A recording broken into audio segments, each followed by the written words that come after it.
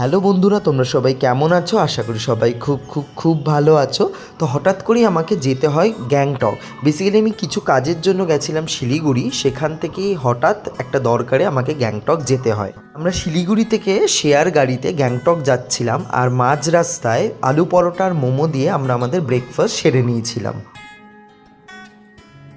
শিলিগুড়ি থেকে গ্যাংটক যাওয়ার সময় আমাদের কয়েকটা কাজ ছিল, যেই কাজগুলো সারতে সারতে বেশ অনেকটাই বেলা হয়ে গেছিলো এবং এখানে বৃষ্টিও শুরু হয়ে গেছিলো।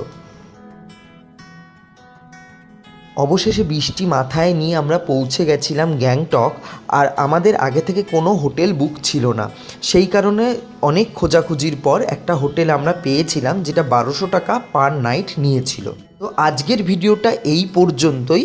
নেক্সট ভিডিওটা দেখার জন্য প্লিজ চ্যানেলটাকে সাবস্ক্রাইব করো, লাইক করো, শেয়ার করো আর পাশে থেকো।